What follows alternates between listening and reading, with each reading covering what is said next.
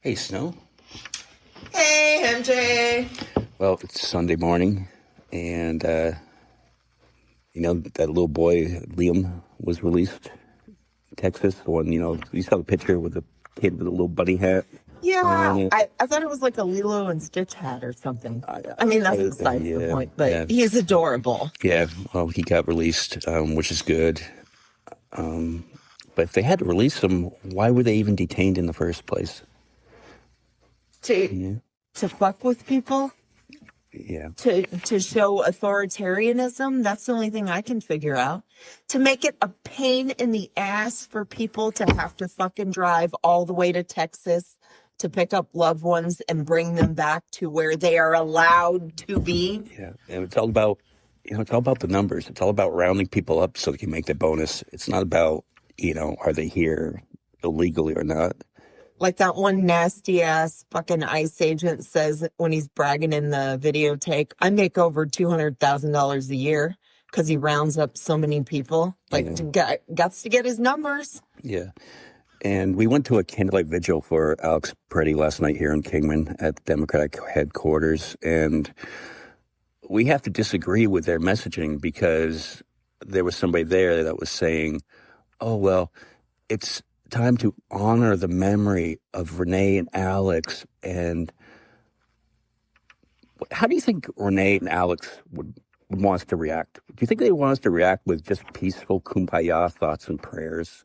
You don't think they would be like screaming, shouting from their graves about what happened to them? Yeah. And their families? Do their families want thoughts and prayers right now? If I was their family, I wouldn't. I'd be like, I want action and justice. Yeah. That's what I want. And to the local Democrats, I know we have issues with you, but when they go low, we go high. That was a losing message in 2016. And I love Michelle Obama. Don't get me wrong. And I get the message. I get it. And I wish we could do that. But these people don't fight fair. They don't fight fair. You can't. We get nowhere with that. And to quote another person I love, Jasmine Crockett, I'm tired of the Democrats always showing up to a gunfight with a butter knife. I'm tired of it. And it's like, and I'm tired. Okay, the thing that made me the most mad about last evening was the fact that anytime somebody spoke, there was a woman there that spoke with such passion. I felt that they were rude to her and shut her down and told her. Now, that's when they started the whole now's not the time to get angry. And I'm like, we are angry. And then anytime somebody was a little bit loud, we can't get violent. Stop getting violent. I'm like, no one here is throwing no one here is getting physical. Yeah. Isn't violence physical? Yeah. It doesn't, you can still be loud, right? Yeah, now it's time to be loud. I mean, at least we're not going by I believe this is Teddy Roosevelt quote that was, speak softly and carry a big stick. What does that imply? What does that imply? Tell me like I'm a stupid person what that implies. Well, we'd have to ask, the local Karen. Like to be quiet and beat the shit out of people? That's what I understand of that quote in today's term, the Teddy quote. I'm like, so we're not doing that. We're not going by that. But I'm like, I'll be damned if I'm going to be told to shut up when I'm watching Americans get executed with my own working eyeballs, and then the administration that is doing it is telling us to not believe our lying eyes. And you expect me to have a fucking kumbaya? Yeah, and how about the point that they were saying is don't even film them. Yeah, that's the other thing. Thank you. That was even worse than any of the other shit. That was hands down the worst thing that they said. Don't film it. Yeah. What is that? To me, that means let them do it. Yeah. Because how in the hell else are you going to have the proof to hold people accountable when the time comes? Yeah. And, the comparing to Nazi Germany sometimes gets old on it, but I don't know. I think it's a valid point. But would have Hitler been as successful if cell phones were around at that time? Right. Because it would have gotten the message about what's really happening out there.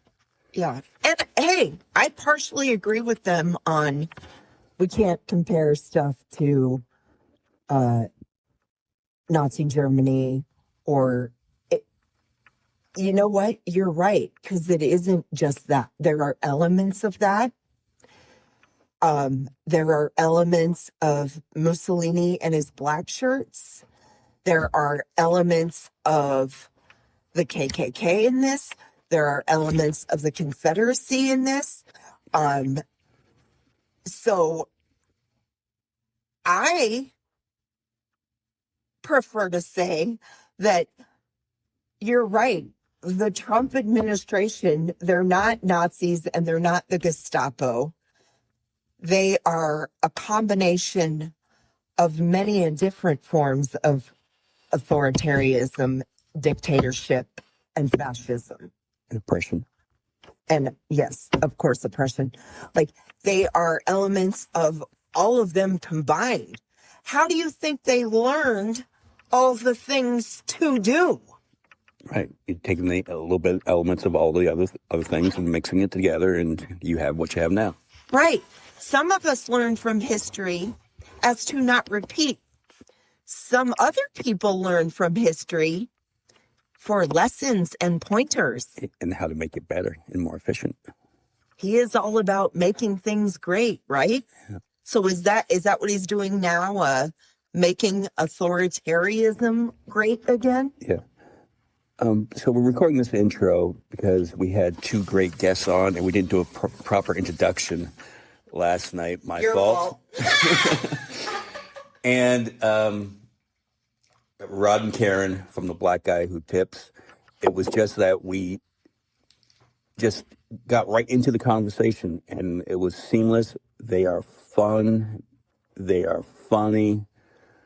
They're just great people. We can't wait to meet them in Vegas, April 9th through the 12th at Pod Jam 3 with Pete Dominic. You can get your tickets at humantix.com. I encourage you to all go to meet Rod and Karen, meet Pete, meet Jael Cavan, meet us. Hey. They talk sports and food too. Sports and food. It was a great conversation, and it starts off a little bit. We talk about politics, but then we get into some other topics, and it becomes really fun. So enjoy. There we go. Ah, I hear him. There you go. Hey, how y'all doing? Good. How are you? Good. Karen's audio comes through me the way our setup is. Right, so it might actually turn my audio on. No reason to. All the sound flows through him. Okay. Okay. Gotcha. All right, welcome. Thank you. Thank How y'all doing? You're in Charlotte, right? Good. Yeah. You getting that snowstorm? Yeah, we got absolutely good of it. How cold is it? Like 20 degrees, I think. Oh. 20 degrees. It's Wow. It's cold. Wow. It's probably gonna dip tonight. So for us, we went to the Hornets game early today. They bumped the game up. It was at 3. They bumped it up to noon, and I'm glad they did. Oh, okay. Is that college? Is it college football? NBA. Yeah, NBA. Oh, okay. Oh, okay. How are they doing this year? Good lately. Like they started off bad because everybody was injured, but now everybody's healthy in there. You've won 6 games in a row, so Yep, and I'm here for it. it's fun. Yeah. Do you go to every game? Yes. Oh, wow. Cool. Yeah, we have we have the Phoenix Suns, but I'm more of a Celtics fan because I'm from Boston. Don't talk crap about the Okay. Phoenix I'm not Suns. talking We about have the best mascot of all time. Okay. So, like, during a snowstorm, how long does Charlotte shut down for? This one, well, we haven't had a snowstorm in 20 years. Right. I would imagine by maybe Tuesday or Wednesday, everything will be, school will be normal, all that stuff will be happening. Yeah, because the thing here gets cold, but it doesn't actually get. And then the sun rises, and when the sun rises, it literally just melts everything. If that makes sense. So then you get Kind of how it is to that here. frost, Yeah. and then schools be back. Normally, schools get closed here due to the ice because the buses can't get in, like, to the neighborhoods and the back roads. So school would either go canceled or they go remote and things like that. And I work from home, which I'm glad, because if I did, I wouldn't go in. I don't do ice. I do. Everybody claim they can ride. No, you can't. Ice is unpredictable. Snow you can deal with. Well, snow is unpredictable. That's the cause there, but Yeah, but no, I mean, I get what she said, Yeah. like about the No, whole I- ice thing. Ice is, Yeah. Yes, the snow is soft, if that makes sense. But when that layer of ice, your tires hit it, you don't know what direction you're gonna go. right. yeah, it's slippery. Yeah, that's my thing. Yeah, if I can crush a little snow, I'm good. Yeah, yeah. It snows here where we are maybe once every few years on it, but I'm from Boston. I'm used to it. We get like a freak snowstorm. I'm not used to it. I'm from Phoenix. So we're barely, I don't like the snow, and nothing against people from up north, but y'all are tightly wounded. Like everybody's packed in areas. You're more prepared. Your state and city invests more money in your infrastructure. You have trolleys, trains, subways. You have things we don't have down here. We're spaced out a little wide, so we shut down. Yeah. that's a good point. Yeah.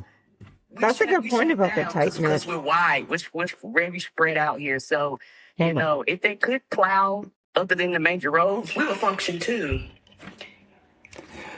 So, speaking of ice, we all hate ice. I mean, Jesus. Second time that ice has come in Charlotte. Yeah, the second time. The first time I was the actual ice department, and then this time it was like just ice, the natural phenomenon. But both of them were like basically disasters for our state. Yes. Yes. So have you guys already had to deal with them then? Yes. Yeah, they came here for about a week or two. Nah, it was. They came here. It was like closer to a month. It was like That's right. they shut like our city, a lot of stuff in our city down because the city of Charlotte has a lot of immigration and is multicultural. It's a pretty progressive liberal city, votes heavily Democrat, and so Trump and those guys have been targeting these type of cities. Liberal bastions, as they like to call them. We have a lot of Latino and Mexicans. Like, we have several parts of our city that if you run through the city, the signs are like everything's in Spanish. You got people out there with their carts and and everything. And so when a lot of this stuff happened, a lot of those places just completely shut down. A lot of our favorite restaurants was just saying, hey, nobody's coming out, we're losing money. And some of the Spanish restaurants where the owners were Spanish, they shut down because they say, I don't want people coming into my store. I'm willing to lose the money to keep you safe, if that makes sense. Yeah. So they were saying that some of them were losing up to $2,500, $5,000 every single day they were closed. Wow. Type of thing. People started putting up signs that said we have the right to refuse service in certain areas because ICE would just come in and then just demand the cooks in the back and things like that. One of our favorite restaurant we went to, we normally go to, is like a lot of brown people in there, and all of a sudden 2 white dudes were serving us. And I was like, then I thought about it. I was like, okay, they're using you to be up front because they were like running like in the front of the house. So they was like, we're going to put you up front. So when they come in here and we kind of fight against them, it's not as bad as, somebody brown trying to fight against them to put them out of the restaurant type of thing.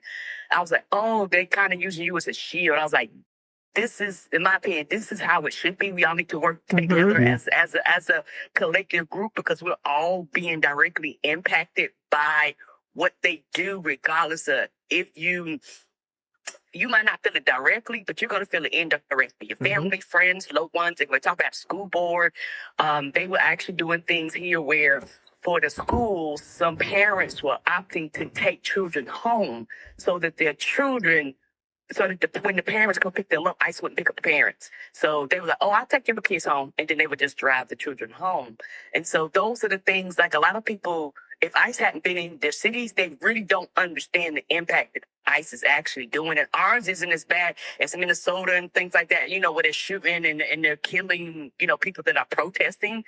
But, the longer they hang around in your city, the dangerous it gets. They actually go to a lot of Democratic cities. Because here in North Carolina, Charlotte is like the second largest, kind of behind Raleigh. But we are actually really large. Like I said, we're really liberal. And so they was like, let's target them. Now, have they gone up into Asheville too? Because the thing is, they were doing the surrounding counties. So Charlotte was the target, but then, they started going to Asheville and Mooresville. And they started kind of going to like the surrounding areas. So Charlotte was like the big mark, but then they started going like to Pineville and like other surrounding areas. So yeah, everybody was literally impacted by it.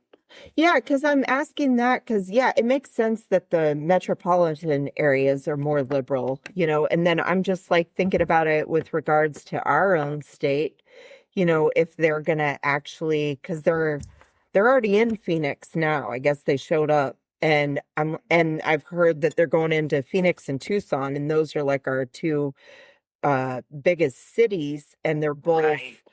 Tucson's always been blue, but Phoenix has gotten more and more blue. It's hard for them to be totally blue with Scottsdale and Mesa, but I was wondering if they'd be going like up into Flagstaff. That's why I asked about Asheville, because I know Asheville's considered like one of the most liberal towns in the United States. B type of thing. And the thing is, when these things happen, when people go out and march and they go out and they protest, it's different. I don't think people understand how you protest depends on who's in office. And that's very hard to get people to understand, because if you have somebody that says you have the right to protest, yeah, they're going to send people out there and things like that, but you're not going to have this response. If you have somebody that says meet them with violence regardless, this is the result, Right. Don't care about their rights. Don't care about, what the law says. You have ICE agents that are not trained. ICE agents that they have no law enforcement. They don't know how to interact with people. A lot of them just angry people that I want to get out here and do things. They're mags. They don't identify themselves, so it's purposely designed to cause a lot of confusion. Here they actually had people that was training, churches that were training, and it was packed. They was like, here is the things that will help you identify ICE. Like if they're around. And so in here in Charlotte, people were like blowing whistles and honking horns and things like that to let the people in the area know that they're heading this way or heading down the street. Oh, good. Kind of like the whistles. And with the horns too, like anything you can do to warn people what's going on, what's coming. Yeah. Yeah. Did you think, like, when Trump won again, did you actually think that this would actually happen? I mean, there's rumors, but yeah, I like this. For me, for me, when Trump first got elected, I was very, very angry. I don't think people were angry, and a lot of people wanted to give him a chance. But I was like, no, he's fucked up. He's gonna fuck it up. I'm just telling you my raw opinion. I was like, no, he's bad for the country. He's terrible. He said he was going to do these things. At first, he couldn't get things done because the system functioned like it should have functioned. People said, no, you can't do this, you can't do that, you can't pass these laws, you can't do it. He learned from that. A lot of times people give Trump credit for, because I don't think Trump is smart, but I do think he learned from this. So what he did, he packed the office full of people that will allow him to do what he wants to do, and then you fight it in the court. But see, the damage is already done, in my opinion, by then. And so for me, when he got elected a second time, and he would go on these rallies, he would say, I'm going to do this. He literally laid it out. I was listening. He literally laid out everything he's going to do. I was like, oh, it's going to be worse. I was like, it's going to be worse. don't fuck around, y'all. Don't play around, y'all. Like, be serious. I understand her emails, all that. Like, that don't matter, you know. And I feel like a lot of people, they use excuses to excuse his behavior. I'm not excusing his behavior. He did it. You know what I'm saying? And I will not allow my reality to be warped because social media tells me these things ain't real. Social media tells me that I have to have these excuses. No, I don't. I see the truth, and that man is a problem. And everybody that supports him is a problem, and people don't want to hear that, but that's a fact. Because if you support this mess, you can't look me in my eye. If you voted for this, you can't look me in my eye and say you didn't want this. Yes, you did, because all he rallied for was racism, sexism, homophobia. That's all he rallied about. That, like, he didn't have a platform. He didn't tell us anything he was gonna do. He didn't have plans. He didn't talk about our future. None of these things that's required of a candidate. He didn't do these things. So in my mind, I was like, oh, it's gonna get bad and it's gonna get worse, and we're just gonna have to ride it out. And I think a lot of people are in the ride it out phase because the thing is, nobody knows how deep the hole is gonna get. You know, because a lot of these things didn't happen under Kamala. Not that these things might never happen, but it wouldn't have been to this extent. Yeah, and I wish she was president. oh God, I know. So I'm Rod, and this is Karen from the Blackout Tips. What's y'all names, man? I feel like we need to introduce ourselves. We just hopped on. I know. I know, you didn't was do hopped the introduction. Yeah, we just hopped into it. I'm MJ. This is Snow. Hi. Like, I'm glad I'm not the only one that was confused about that. That's how right on. I was like, Like, wait a second, aren't we? Maybe I should learn a name. Yeah. So, MJ and Snow. Nice to meet yes. y'all. Okay. It's nice to meet you too. I thought I said that in the email, but The email. It's not I know, the but same, man. Face to face. I gotta put a face with a name. You can say you MJ, and I'll you know. Yeah, and you plus in the email it was like y'all's government's name. And for the people listening. Y'all government name.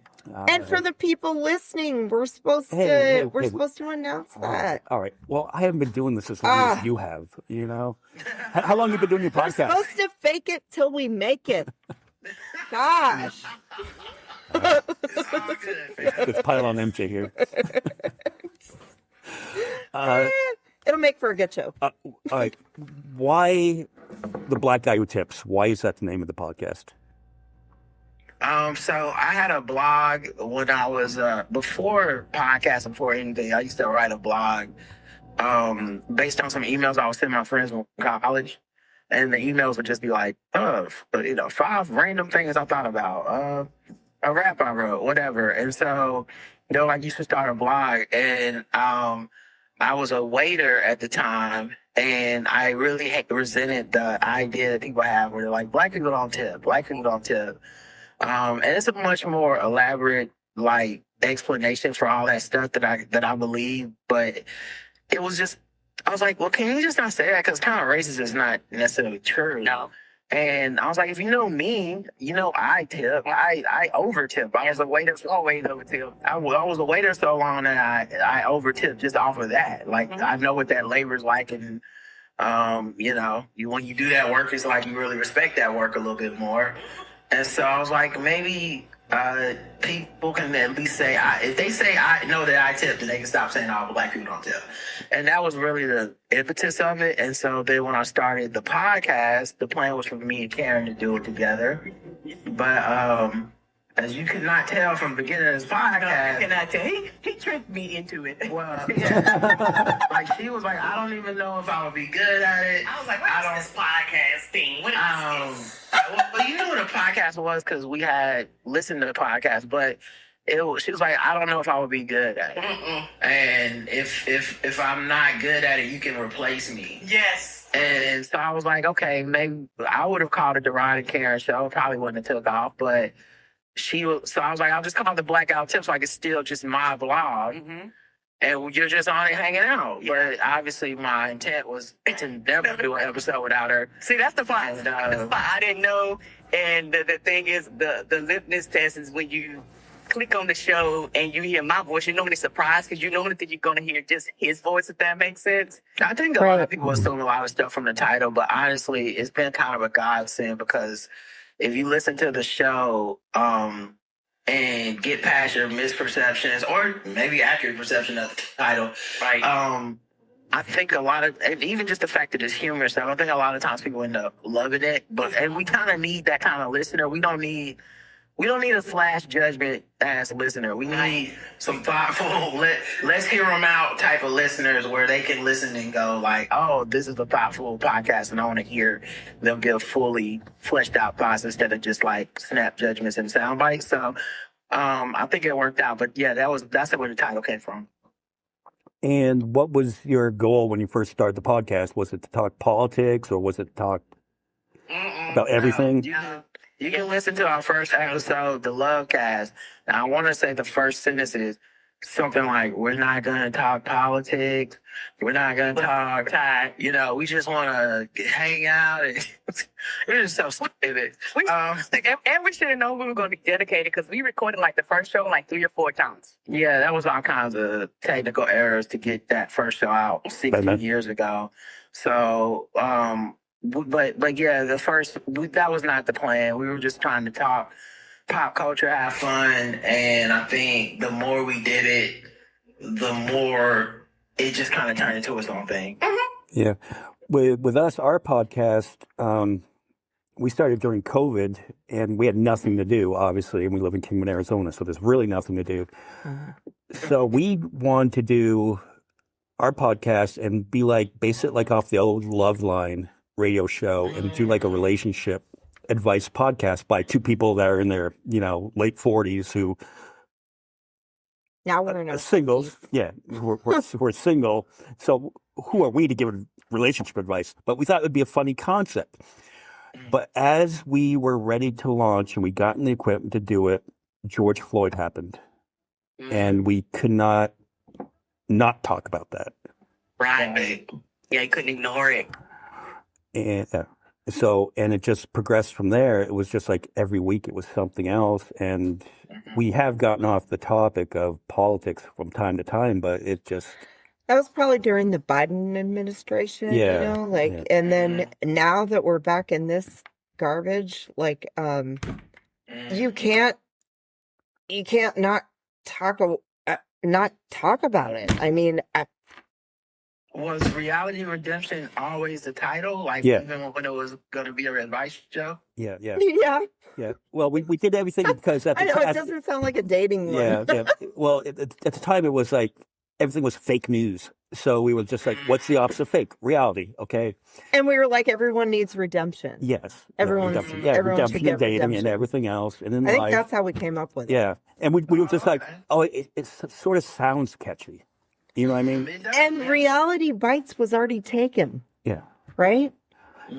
Yeah. Yeah, Yeah, it's like a whole movie and a TV show, yeah. we spent like 3 days just tossing names out there and just that one kind of stuck. So, Cool. Yeah. Yeah. It probably stuck because we were tired of coming up with stuff. yeah, that too.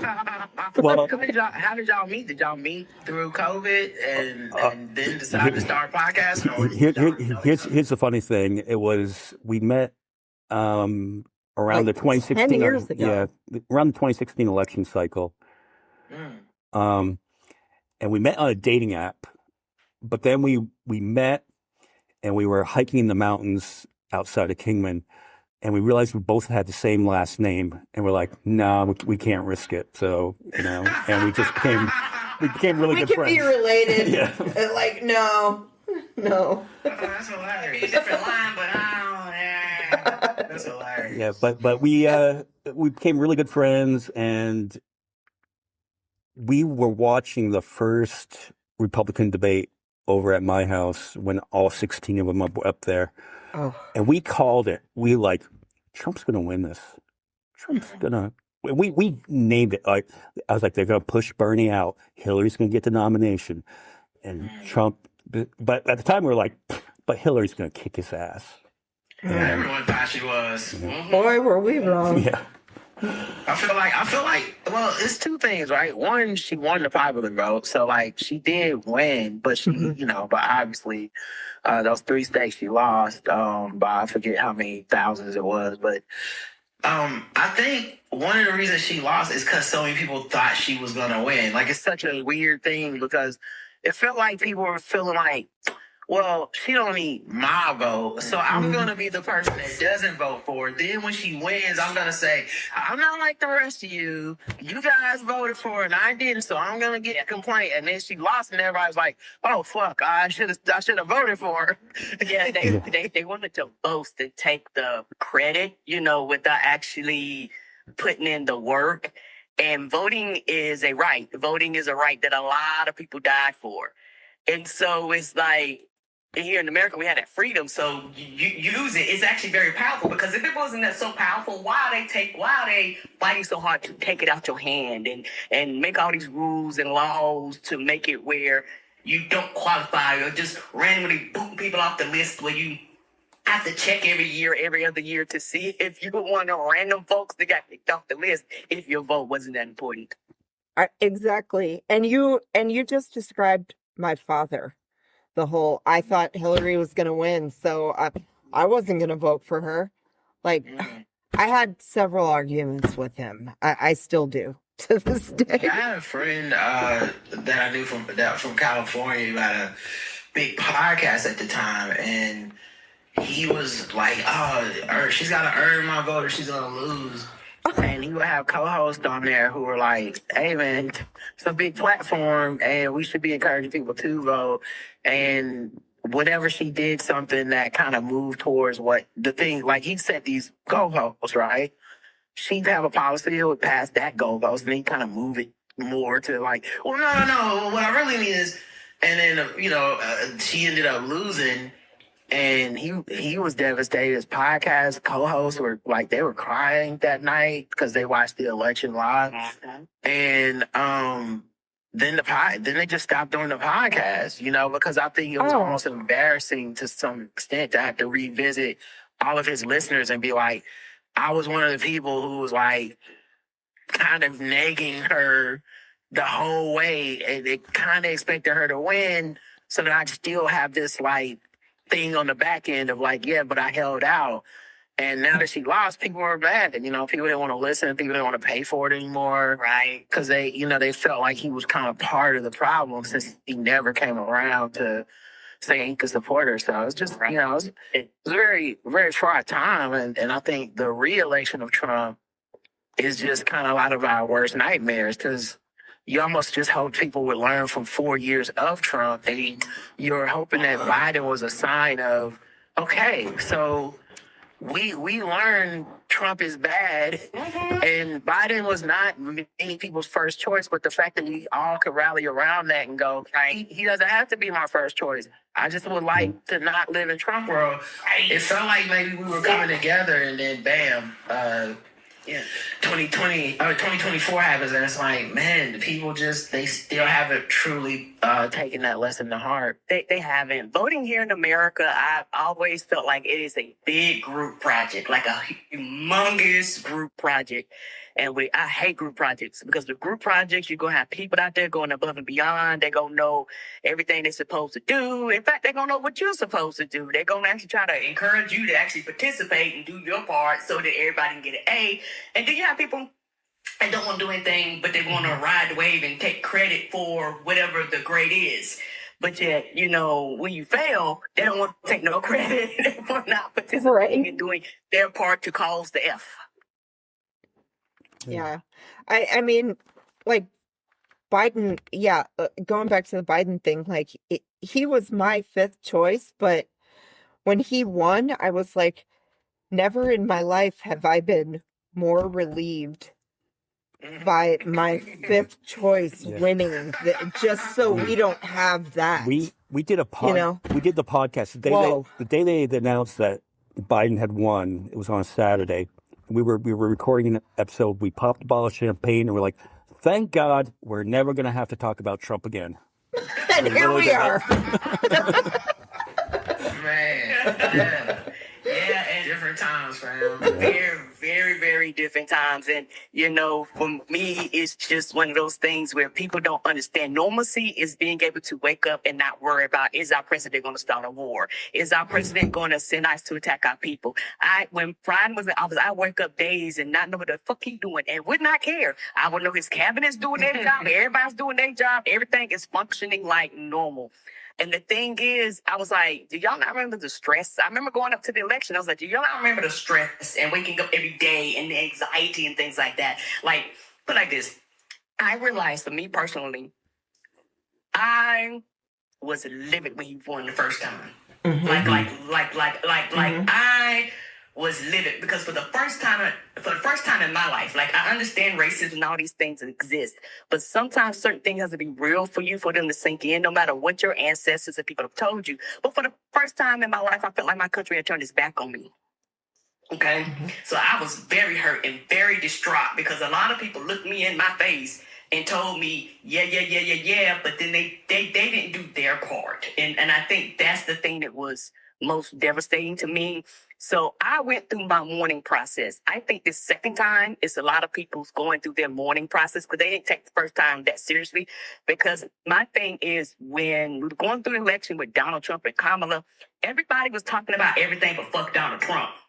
They were talking about everything else. I was like, no, fuck him, right? Fuck him, right? Fuck him. And everybody was talking about everything else. I was like, this not, I don't know what's going to happen, but we're not focused. We're not on the same page.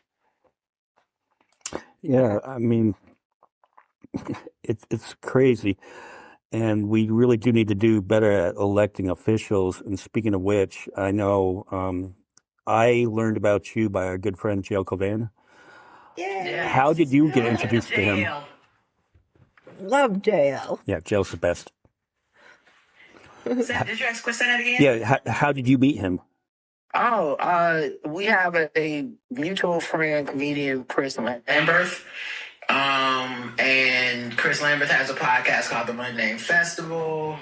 And JL at the time had a podcast called The Righteous Prick. And so JL would get shout outs by Chris. Chris would shout out us, and then he kind of connected us on an email and was like, you should have him on your podcast. And ever since then, you know, it's just honestly been a really fun, fruitful friendship. Yeah, we love that guy, man. That's all the earth do. Yes, he is. Yeah, we should say jail4nj.com. And Fingers crossed. I so hope he wins because that is who we need in Congress. Yes. Early voting started, I want to say this last Tuesday up there. We have a few listeners in that area who are pledging to vote for him. Mm-hmm. And I really do hope they get the change that, you know, people say they want, right? When it comes to sending new people to office. You know, I'm a Democrat. I don't feel bad about that at all. I feel like, you know, for the most part of my life, Democrats have been on the right side of the issues that I believe in. But I also believe in challenging motherfuckers. Like, because that's why we should. You're only gonna get better and better politicians by always challenging the people for the office. You should have to fight for it. You know, at some point you should have to give it up. You know, these offices don't belong to a person; they belong to the people. It's like, I hope that people put their money where their mouth is and their votes where their mouth is when it comes to JL, because I think JL would be a fresh idea, a fresh type of candidate. And I think also just sending the same people back, you're going to get the same results. Yep. Yeah. Well, our representative is Paul Gosar, and our district is probably 70-something% Republican. So we have no hope here.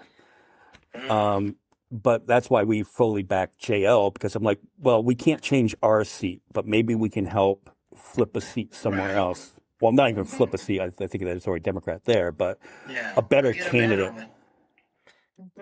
I want to get a real person. I always like when real people, you know, get elected to, like, working people. I want to see more of that.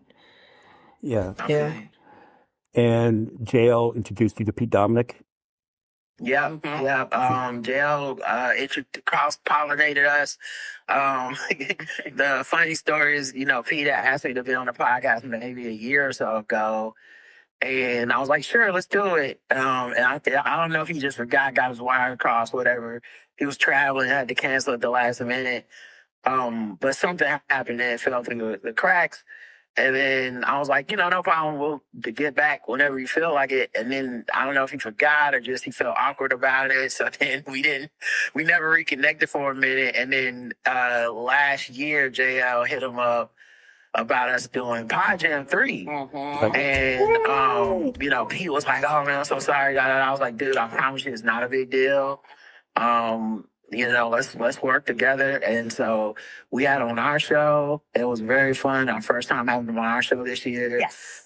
He had us on his show. That was also very fun. He's such a fun guy. And I had already listened to his podcast a bunch of times when JL was on, and Christian Finnegan was on. I think Mike Kaplan was even on. So these were some of the people that I know as well. Right. And so, I'm like, yeah, I think it'll be a good fit. And so, and then, that's how, for us, that's how, after we were on there, we heard of y'all, and I was like, okay, let me check out their show. Cause, we like to listen to shows before we hop on, just in case, Just to be sure. Go ahead. Yeah, I was like, oh, cool. That kind of seemed like they're on the same shit we on. So, that's really what happened. Yeah, well, and it was the same experience with us because we had JL on, and it was a few weeks before Pod Jam 2, and he said, well, you should come up. And he invited us up to go it, and we met Pete. And Pete did the same thing to us because I met Pete. I was like, hey, Pete, love your show. And he goes up, oh, yeah, you're the Reality Redemption. I'll do your show. Hit me up. And I did. I never heard back from him. I'm like, all right. Hey, in Pete's defense, though, he is on Dean Obadala's show a lot on What Just Happened. So he gets busy. Right. Yeah. Why do you want to He's be got on? jokes to tell. Why do you want to be on this mediocre podcast in Arizona?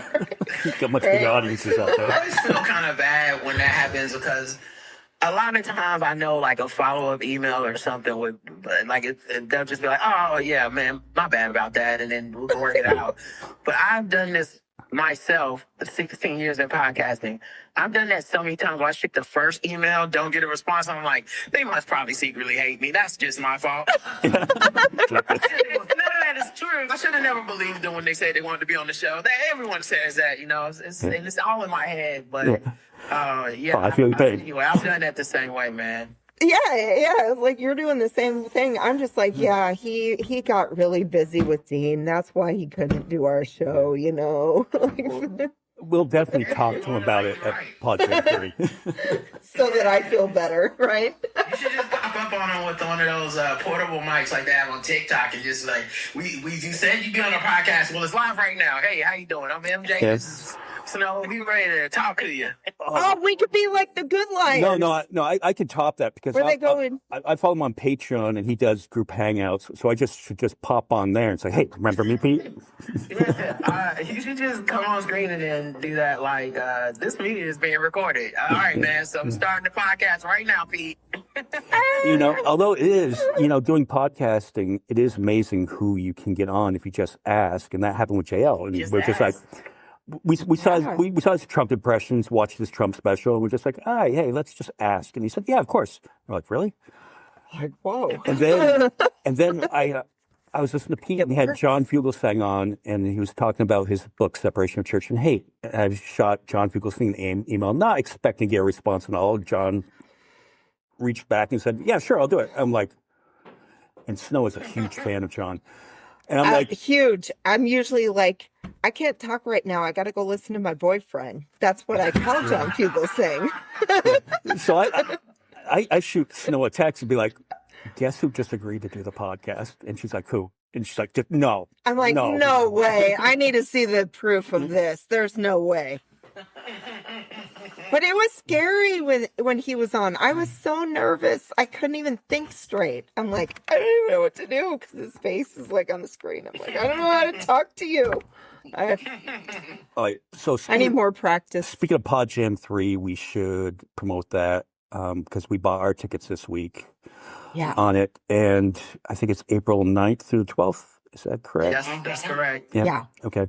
And we're actually giving, because JL doesn't like to fly, we're going to give JL a ride from the Amtrak station here in Kingman up to Vegas and back. on Oh, it. okay. So How long is that drive? about an hour and a half. Yeah.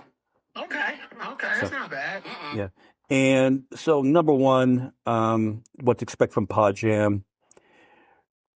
We can speak from experience that going through everything that you described about Trump getting reelected, we went there with very no expectations on what it would be. And we left there, it was the best feeling of community.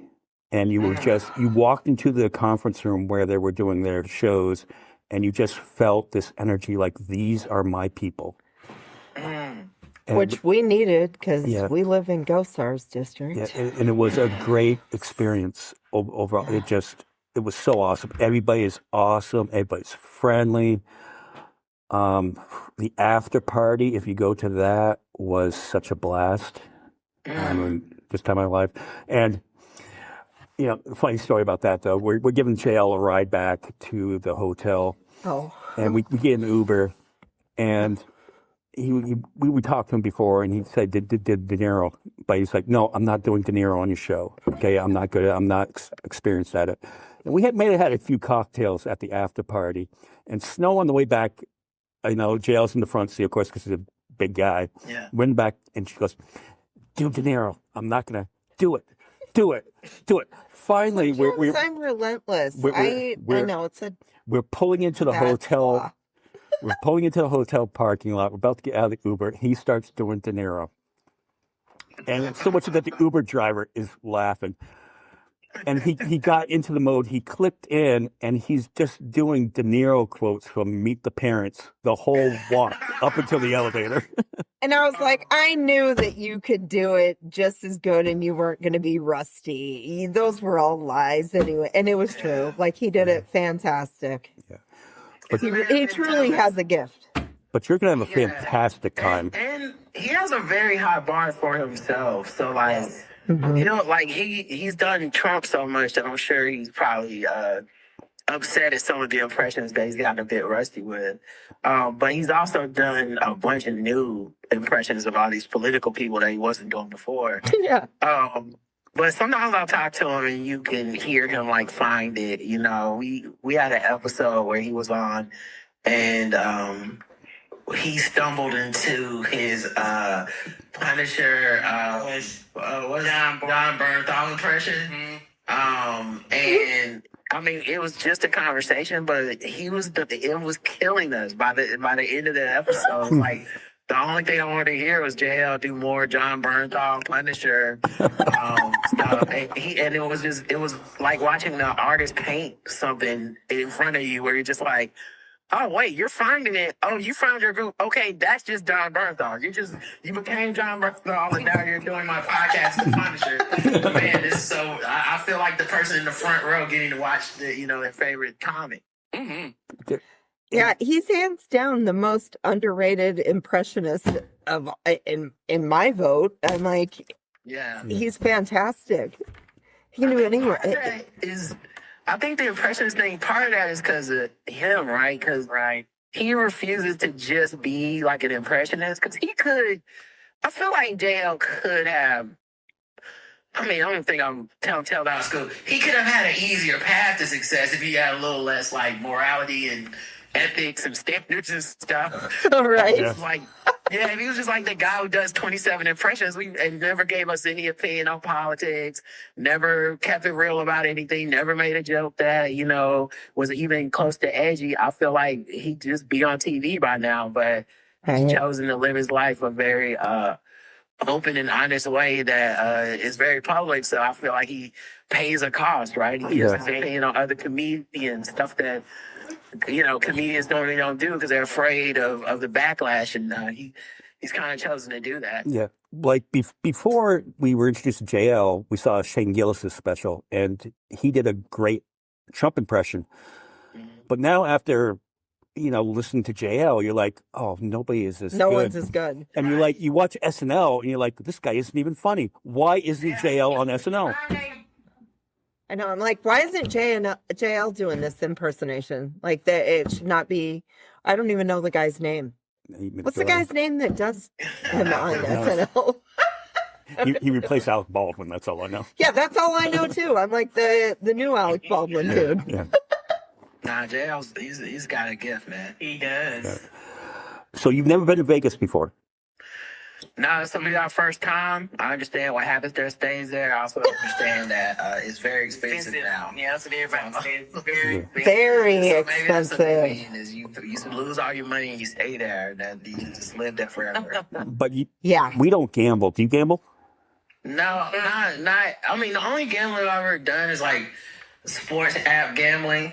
We said we go to NBA games, and so Mhm. It's hilarious. we bet $1 every game. And we bet ridiculous things to see like wouldn't it be crazy if we made $250 off of $1? That's not gonna happen. We're old for every game. Yeah. But that's We the got our dollar. We always lose $1. that's the only gambling I would do, and it's not real. So I don't know that I have the gambling brain that will be turned on by like, let's put it all on black or whatever. Yeah. And people, Yeah. I don't even know all the games. Yeah, and I know me, I would probably come in with a budget, and I either get my budget back or lose my budget. Then I'm like, I'm out. And they be like, you won't do? No, I ain't got nothing else to do. Like this don't thrill me, if that makes Yeah. sense. Well, That's what you got to do. That's what you got to do, Karen. You got to. That's what I do. I'm like, I'll usually throw a 20 in, and I'm like, if I lose it, okay. If not, and sometimes I do a little bit more, but I Right. stop at a certain point. You gotta know when to say no, right? Yeah. If I put in 20, if I go up to like 60 to 70, $80, I just stop. I'm like, I'm gonna go get myself a nice dinner. Yeah, cash out. Yeah. Just cashing out. You know, Yeah. as far as I'm concerned, I came in a positive. You could get more. I am okay with this $60. Yeah, That's I right. look at it like with a lot of stuff like this, I look at it as money that's lost already. So Mhm. whatever money it has to be the amount I'm okay losing. Right. Like, Yeah. I'm not the all right, one more shot. Like no, it's like I set aside $100 to lose today. Any way I choose, and when it's gone, it is gone, and I Mhm. expect it to be gone. Like my brain isn't even activating the part that's like maybe I'll leave with $200. Like no, that doesn't exist. Yeah. It's the world where I don't have any money. Right. And they don't go house always wins for no reason. Yeah. Yeah, Very that's true. But Like, what's the food like there? Do Oh. y'all is it good food in Vegas? Oh Yes, yeah. yes, The food- yes. you We can are- get any food you want. Like that's the great thing about Vegas. We- Any type of food. we will show you because there is some downtime during Pod Jam in between events, and we will take you to some of the off the strip places that is just really great Okay. food. We got a good breakfast place, and we have this pizza place there called Naked City Pizza that is just the bomb.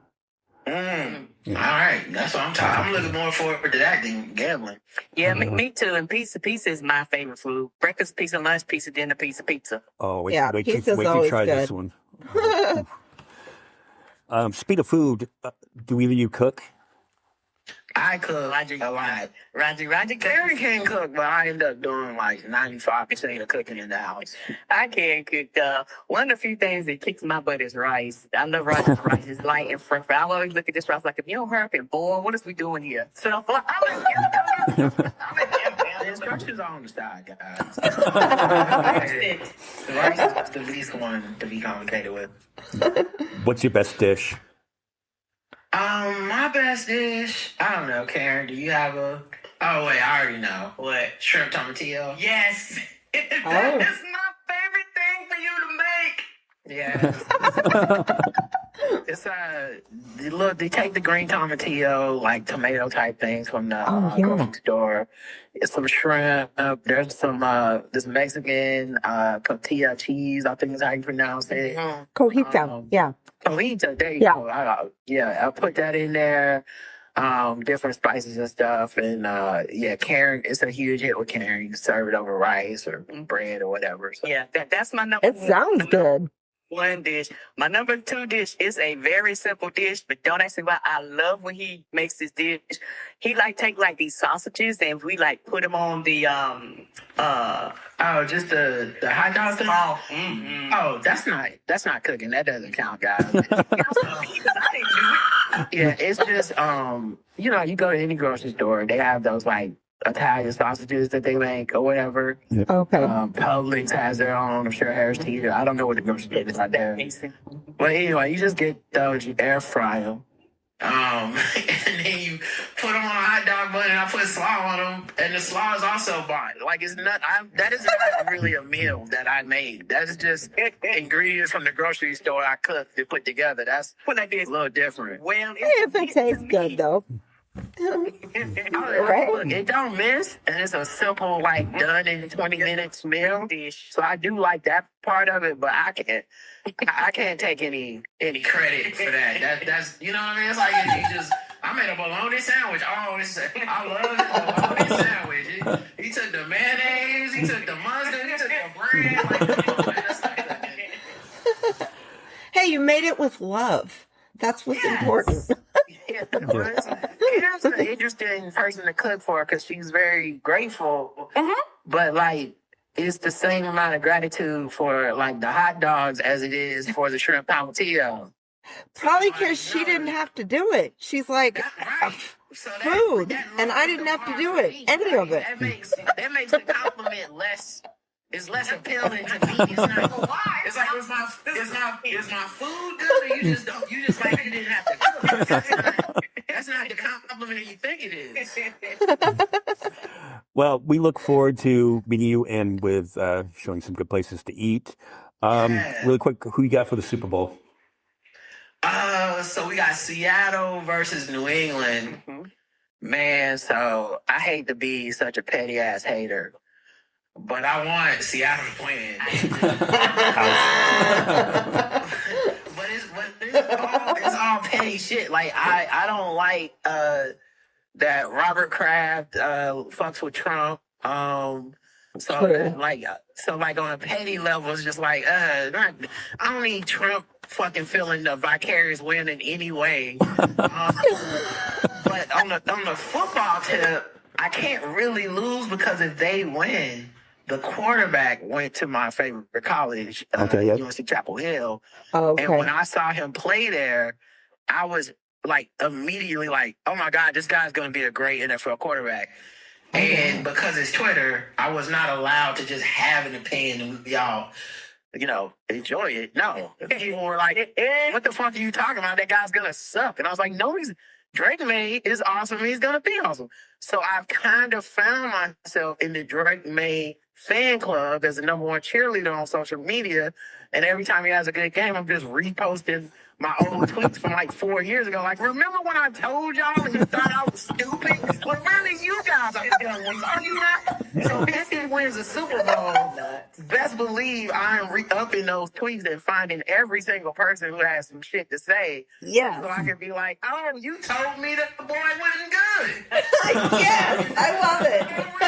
So good. Can you remind me? Is that a thing that all the quarterbacks want? Because I believe he's the only one who got one this year. So I can't really lose either way. Okay.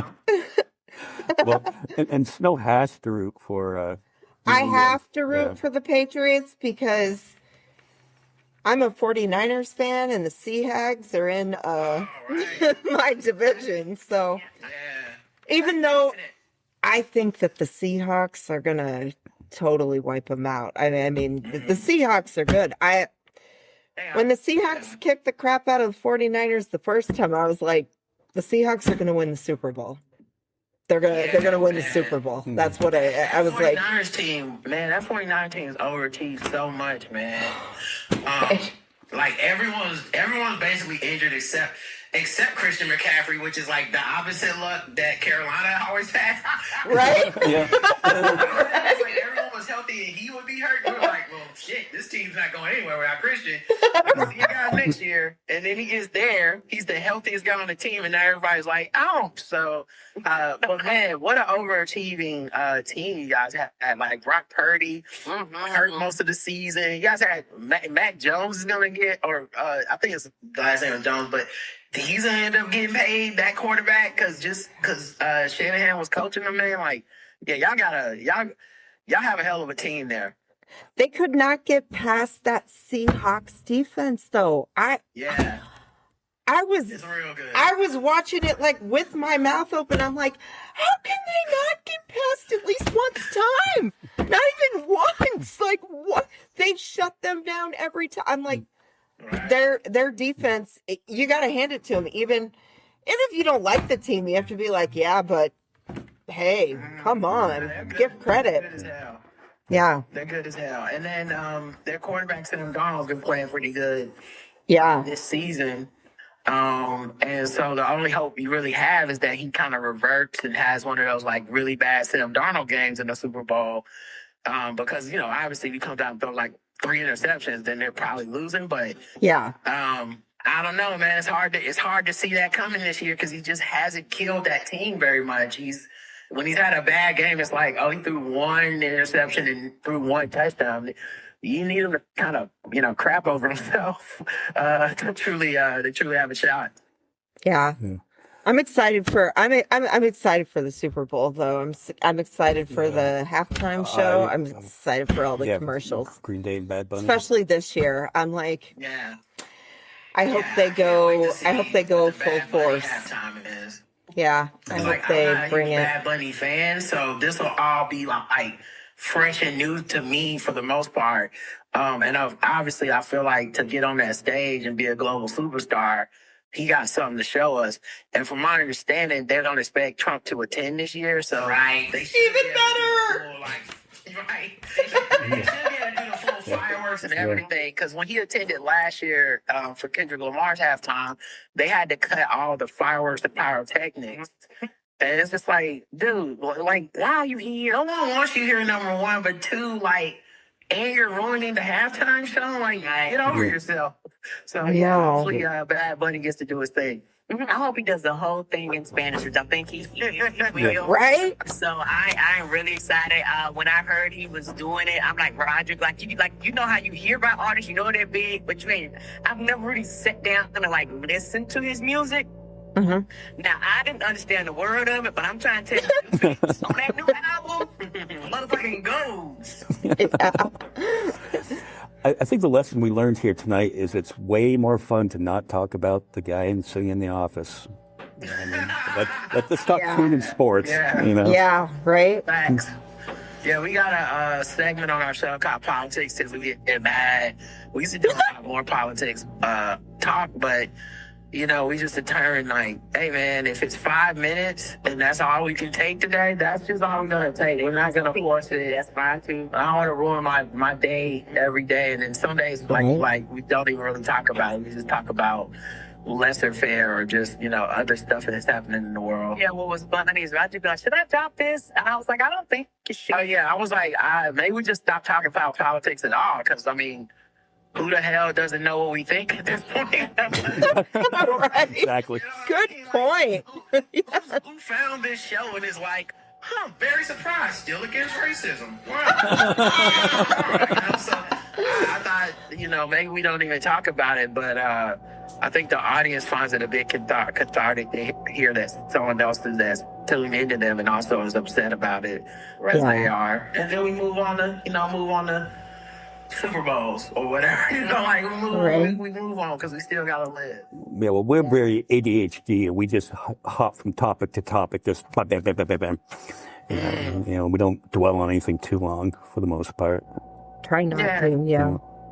It's hard because you gotta live. Like there has to be you don't want to be ignoring it. You don't want to be acting like this shit isn't happening, but at the same time, like you said, you don't want to. You don't want to dwell on it too much, because then it's like, I don't know. It's like, it can really bogs people down. Yeah. Yeah. Well, we look forward. Thank you for coming on. Yes, this thank has been you. awesome. It was so nice to talk to you. Yeah, and we're so looking forward to actually meeting you in Vegas in April. Yeah. And we're going to have some fun there.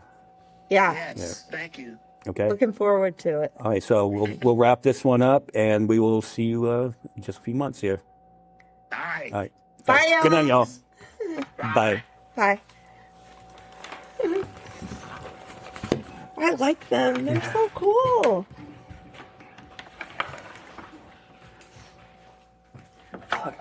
We always say that. I can't wait to meet them. Oh my gosh.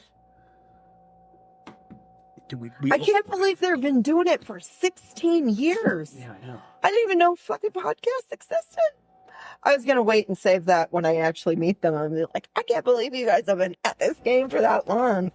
I had no idea. Oh, it is 7:04. Yep, so we should be down there. I gotta put shoes and a little bit of warmer clothes on because I don't know if we're gonna be outside. I mean, not warmer clothes, just my boots and my sweatsuit.